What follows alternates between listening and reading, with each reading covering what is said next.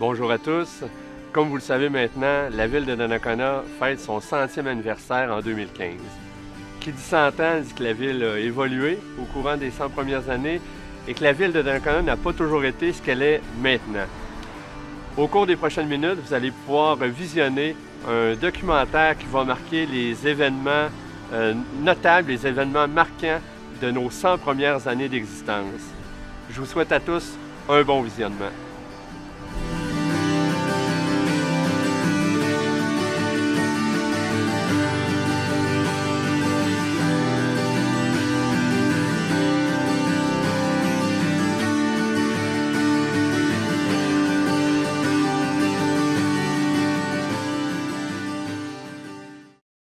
La ville a été fondée le 22 avril 1915 avec la venue de la Donnacona Paper Company Limited, une usine de papier. L'arrivée de l'usine amena un important développement domiciliaire dans l'ouest de la ville, autrefois appelé Fonds Jacques-Cartier. C'est dans cette usine que seront imprimées entre autres les pages du New York Times. Un regroupement de 40 personnes font appel au notaire maître Édouard Hamel de Pont-Rouge pour formuler une demande officielle au lieutenant-gouverneur de l'époque pour qu'une partie des terres de Les Écureuils devienne indépendante.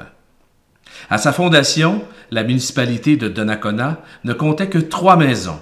La maison de M. Noël Plot, aujourd'hui l'emplacement du bureau de poste, la maison de son frère Adélard, ainsi que la maison de M. Oswald Godin. En 1918, la ville compte un peu plus de 700 habitants répartis dans 135 familles. À l'été 1917, arrive le premier curé, l'abbé Édouard Pacaud. Ses premières messes eurent lieu dans la maison d'école sur la rue Sainte-Agnès. Après quoi, la Donnacona Paper fait un don de 5 000 $ pour la construction d'une église. Les terrains de la fabrique ont été offerts gratuitement par la famille de M. Noël Plot. Le premier couvent sera érigé en 1922 et déjà en 1924, il faut songer à ajouter des infrastructures scolaires. En septembre 1923, le conseil municipal annonçait une première annexion alors que le côté est de la rue Kernan est détaché de la paroisse de Les Écureuils. Les loisirs font partie de la vie des citoyens. Dès 1920, la ville voit naître une première génération de joueurs de baseball. Le terrain était situé à l'emplacement actuel du club de golf qui, quant à lui, vit le jour en 1927.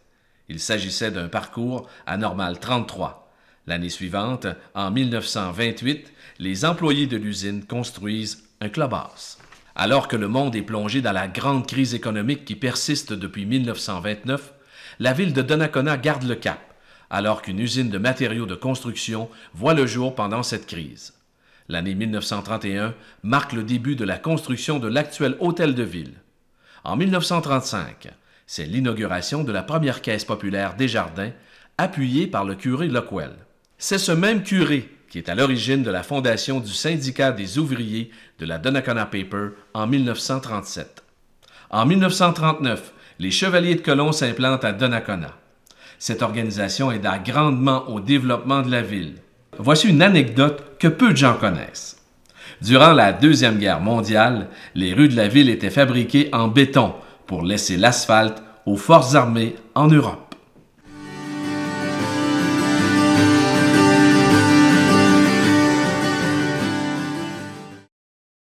« 1950 marque l'arrivée du premier bureau de poste de Donnacona.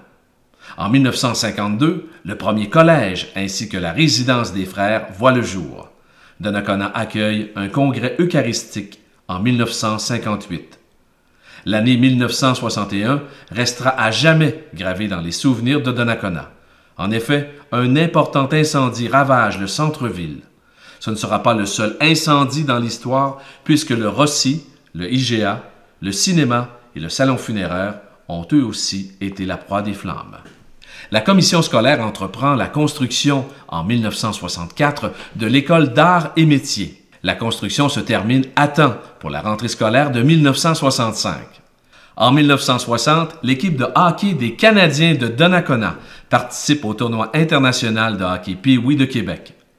Cette participation inspira Paramount Pictures, qui produira, l'année suivante, un film mettant en vedette Michel Pépin et Jean Béliveau. Les garçons sont groupés par rang d'âge. La catégorie des 9 à 12 ans s'appelle Pee-wee, ou si vous préférez, les minuscules. Ils ont les mêmes uniformes que les équipes professionnelles. Les ours bruns de Boston affrontent les Canadiens. Jean Béliveau, le célèbre numéro 4 des champions du monde, les Canadiens de Montréal, fait la mise au jeu.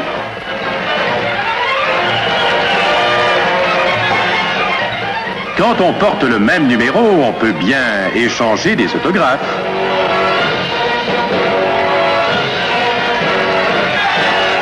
Puis, en 1963, c'est la fondation du club des majorettes appelé les Satellites de Donnacona. Ce club remportera par la suite plusieurs compétitions, dont une provinciale qui se tenait au Colisée de Québec en mars 1965.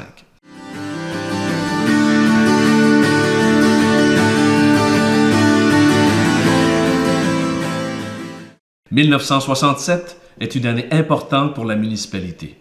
Cette année marque entre autres la fusion de la paroisse de Saint-Jean-Baptiste-les-Écureuils et Donnacona pour ne former qu'une seule ville, celle que nous connaissons aujourd'hui.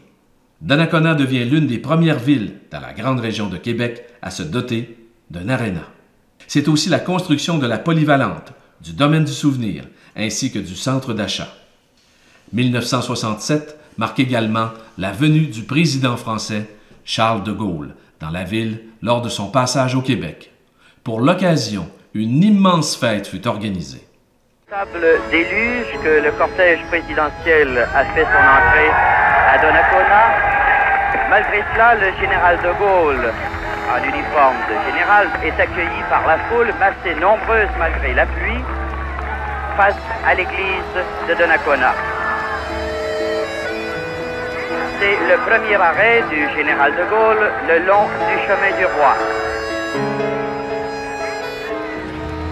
La mer de la petite ville de Donnacona, située à l'embouchure de la rivière Jacques-Cartier, est immensément fière de recevoir aujourd'hui le plus prestigieux de tous les Français et sa dame.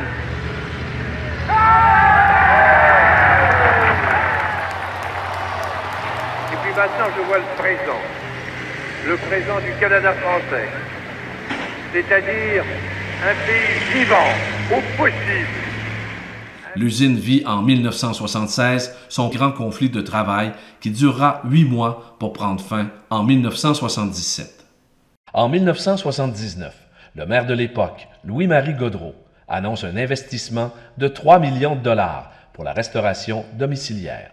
1985 annonce l'achèvement de la construction de l'autoroute 40 après 20 ans de travaux. C'est en 1986, après plus de 9 ans de travail des autorités municipales, que le gouvernement du Canada inaugure un pénitencier à sécurité maximale à Donnacona.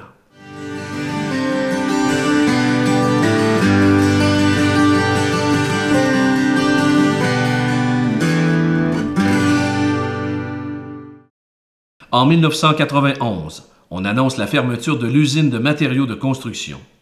2 ans plus tard, en 1993, Donnacona inaugure le parc industriel au nord de la route 138 afin de diversifier son économie.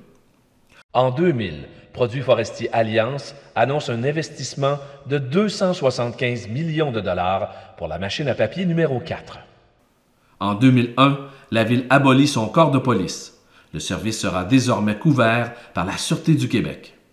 Alors que le comté de Portneuf reçoit en 2003 les Jeux du Québec, Donnacona y accueille plusieurs disciplines, la centrale administrative ainsi que plusieurs délégations d'athlètes. Cette année marque aussi l'inauguration de la Maison de la culture Georges-Hébert Germain. La ville subit un dur coup en novembre 2007 alors que la compagnie Abitibi-Bowater annonce la fermeture de l'usine pour une durée indéterminée. Quelques mois plus tard, en 2008, une page d'histoire de Donnacona s'éteint alors que l'usine ferme définitivement ses portes. 250 employés perdent leur emploi, qui s'ajoutent aux 150 autres perdus lors de la fermeture de la machine numéro 3 en 2003. Aujourd'hui, ce n'est qu'une surface pavée qui se retrouve à l'endroit où toute cette histoire a commencé.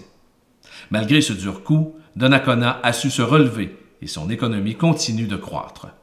La venue d'industries, de commerces et l'implantation du carrefour de l'automobile ont permis de diversifier l'économie et diminuer l'impact de la fermeture de l'usine. Durant ce siècle, plusieurs événements sont venus bouleverser la vie des gens de Les Écureuils et de Donnacona. Le travail et l'entraide des citoyens d'hier et d'aujourd'hui auront permis non seulement de traverser ces périodes plus difficiles de notre histoire, mais également de construire ce qu'est devenu notre ville. La qualité des services actuels et des infrastructures, le dynamisme des citoyens et le sentiment d'appartenance à notre ville nous permet de croire que Donnacona a tout en main pour répondre aux défis du prochain siècle.